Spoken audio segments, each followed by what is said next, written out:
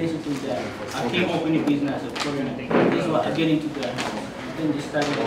process of tulina abantu wano bengenda okubalaga ono omwami bamuyita Ishime Omurundi yajja wano abadde atera nnyo okujja wano naye this last time yajja ng'ayita mu panya eyo ekatuna teyayingira mu butuufu bwayo okuyingira eggwanga kati bwe yayingira wano n'agezaako okulaba omwami gwe bayita Shafiki naye gwe tunoonya ye yamuyamba okufuna national ID alina national ID eri genuine kyokka yaleeta national ID no ku passport office n'agezaako okufuna passport eno naye bwe yali agezaako okufuluma eggwanga okuyita ebusiya officers baffe abali analytical nnyo ate njagala okubeebaza officers baffe aba immigration eyebusiya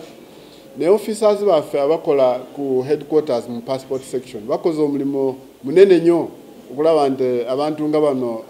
bavaayo twagala okutwala omukisa guno kwebaza aba officers baffe abakoze omulimu guno ogw'ettendo so ono kakati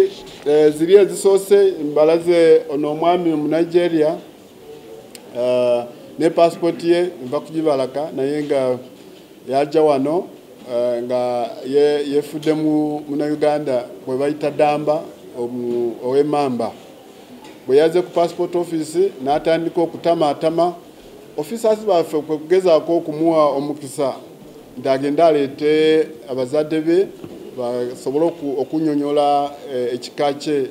eky'Emmamba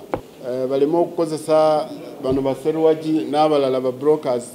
okulaba nti bafuna passport mu bukyamu passport nyangu nnyo system nyangu eri friendly teekamu okusabako bw'omala okuteekamu okusaba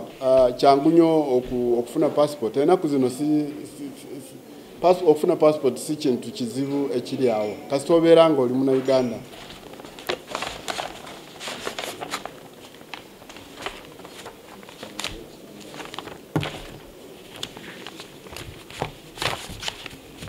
Download the app on App Store or Google Play Store now.